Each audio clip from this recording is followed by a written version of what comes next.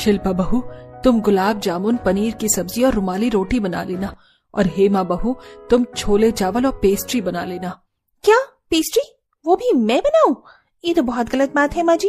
आपने मेरी गरीब जेठानी को इतना आसान काम दिया और मुझे कितना कठिन, क्योंकि मेरी शादी लव मैरिज हुई है और जेठानी जी आपकी पसंद की है, इसीलिए आप हम दोनों के काम में भेदभाव कर रही हैं। ऐसा नहीं है हेमा, पर फिर भी तुम्हें अगर ऐसा लगता है तो हम एक काम करते हैं, हम अपना काम बदल लेते हैं। तुम मेरा काम कर लो और मैं तुम्हारा काम कर देती हूँ। हेमा अपनी पहली रसोई में ही सबसे नाराज हो जाती है, जिस वजह से शिल्पा अपना काम हेमा को दे देती है। कुछ देर बाद दोनों बहू खाना बनाकर बाहर लाती हैं और सभी घरवाले अपनी दोनों बहू के खानों की खूब तारीफ करते हैं। बहू, खाना तो तुम दोनों ने बहुत अच्छा बनाया है। हाँ भाभी, पापा सही बोल रहे हैं। ये लो बहू, मेरी तरफ से तुम दोनों की पहली रसोई के नेक में चांदी की पायल। नेक में चांदी की पायल पाकर दोनों बहुत खुश होती हैं, पर जब हेमा अपनी और अपनी जेठानी की चांदी की पायल देखती है तो वो मुंह बनाकर अपनी सास से कहती है, मैं अमीर घर से हूँ और जेठानी जी गरीब घर से, पर फिर भी हर चीज जेठानी जी को मुझसे अच्छी दी जाती है। बहू ऐसा नहीं है, मैंने अपनी दोनों बहुओं के साथ कोई भेदभाव नहीं किया, पर फिर भी तुम्हें ये लगता है कि मैंने तुम्हारी जेठानी को ज्यादा अच्छा पायल दी है, तो तुम अपनी जेठानी की पायल ले लो। बहू, तुम मेरे लिए अपनी देवरानी से अपनी पायल बदल लो। हाँ माँ जी, क्यों नहीं। ये लो हेमा, तुम मेरी पायल रख लो।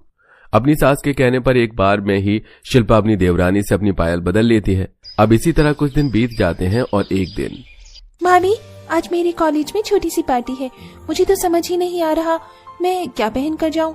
सबके पास वेस्टर्न कपड़े हैं, बस मेरे ही पास नहीं है। अब आप दोनों ही मेरी कोई मदद कर सकती हैं।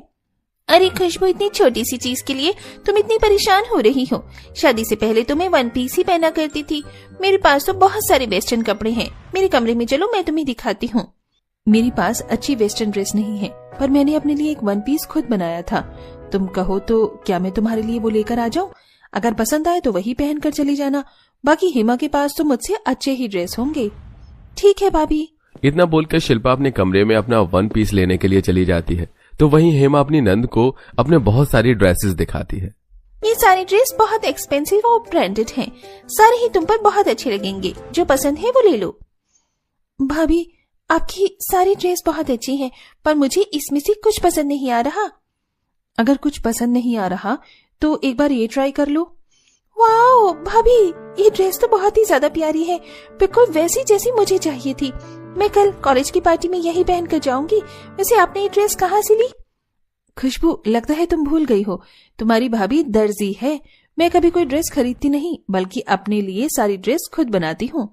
शिल्पा अपनी भाभी की ड्रेस लेकर वहां से चली जाती है और ये सब देखकर अमीर हेमा शिल्पा से जलने लगती है। अब समय यूं ही गुजरता है और देखते ही देखते कुछ महीने बीत जाते हैं और सभी घर वालों को शिल्पा और हेमा की प्रेगनेंसी का पता चलता है। भगवान ने तो एक साथ मेरी दोनों बहुओं की गोद भर दी। बहुत जल्द मुझे भी दादी पुकारने वाला कोई इस घर में आएगा। मैं तुम दोनों की सेहत के साथ कोई लापरवाही नहीं करना चाहती, इसलिए तुम दोनों मेरे साथ पास के डॉक्टर के पास चलो। माँ जी, माफ करना, पर मैं आपकी बड़ी बहू की तरह गरीब नहीं हूँ जो किसी छोटी मोटी डॉक्टर के पास जाऊँ, वो भी ऐसे कपड़ों में। मैं अपने लिए पहले कुछ कपड़े ऑर्डर करूंगी, उसके बाद ढंग के कपड़ों में किसी बड़े अस्पताल में जाऊंगी अपने पति से पैसे लेकर। हम इतने भी गरीब नहीं है कि मैं अपना इलाज सही से ना करा सकूं। पर बहू, हम इतने अमीर नहीं है कि सिर्फ तुझे किसी बड़े अस्पताल में दिखाने ले जाए। तेरी जेठानी भी गर्भवती है। माँ जी, बस इलाज ही तो करवाना है, क्या फर्क पड़ता है बड़े अस्पताल में हो या छोटे अस्पताल में। आप देवरानी जी को बड़े अस्पताल में ले जाइए, मैं छोटे हॉस्पिटल में ही चली जाऊंगी। एक बार फिर शिल्पा कॉम्प्रोमाइज करती है, पर हेमा नहीं। समय यूं ही गुजरता है और कभी भी हेमा एडजस्टमेंट नहीं करती। देखते ही देखते आशा की दोनों बहुएं 7 महीने की गर्भवती हो जाती हैं और एक दिन सुमित्रा अकेले में अपने पति से बात करती है। हमारी दोनों बहू का 7वां महीना लग चुका है, दोनों की गोद भराई करवानी है और घर में सिर्फ 40,000 रखे हैं। पूजा पाठ, शॉपिंग, डेकोरेशन, बहुत कुछ है। जानता हूँ सुमित्रा, पर तुम्हारे दोनों बेटे शहर से बाहर है, हमें ही सब करना है। इतने ही पैसे में जितना हो सके उतना कर लो। सुमित्रा पहले ही पैसों को लेकर काफी परेशान होती है और ये सब कुछ दरवाजे पर खड़ी हेमा सुन लेती है। इनके पास तो कभी पैसे नहीं होते, पर मुझे इससे क्या, मैं तो अपनी गोद भराई में महंगी ड्रेस ही लूंगी, फिर चाहे मेरी उस गरीब जेठानी को कुछ मिले या ना मिले। वैसे भी वो गरीब गोद भराई वाले दिन महंगी ड्रेस पहनकर क्या करेगी। हेमा पहले ही सोच लेती है कि वो अपनी सास के सारे पैसे अपने ऊपर खर्च करवाएगी ताकि जेठानी की ड्रेस के लिए पैसे न बचे। इसलिए जब सुमित्रा अपनी दोनों बहुओं को गोद भराई की शॉपिंग के लिए बाहर ले जाती है तो हेमा किसी भी छोटी मोटी दुकान से कपड़े नहीं लेती और जबरदस्ती अपनी सास को मॉल ले जाती है। ये देखिए माँ जी, इसे कहते हैं ब्रांड। यहाँ पर मिलेंगे हमें अच्छे अच्छे कपड़े। मैं तो अपनी गोद भराई के लिए फ्रॉक लूंगी जो कि बिल्कुल गाउन की तरह लगेगा। सब मेरी गोद भराई में मुझे बस देखते ही रह जाएंगे। हर जगह बस गोद भराई में मेरे कपड़ों की ही तारीफ होगी।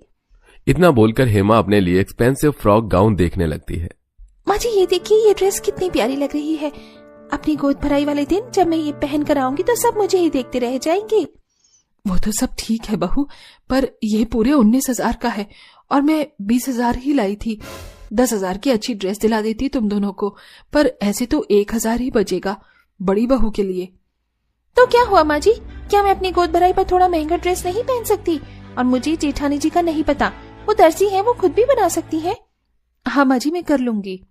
हेमा की बात सुनकर सुमित्रा परेशान हो जाती है और हेमा अपने लिए वो ड्रेस ले लेती है और सुमित्रा अपने पर्स में पैसे देखने लगती है। अपनी सास को परेशान देख शिल्पा अपनी सास से कहती है, माँ जी परेशान मत होइए, आप बस मुझे 1,000 रुपए दे दीजिए। मुझे सिलाई आती है, मैं अपने लिए कुछ अच्छी ड्रेस बना लूंगी। पर बहू, मेरी एक बहू अपनी गोद भराई में इतनी महंगी ड्रेस पहनेगी और तू खुद की बनाई हुई। तो क्या हुआ माँ जी, मुझे आता है इसलिए मैं अपनी ड्रेस खुद बना लूंगी, आप फिक्र मत कीजिए।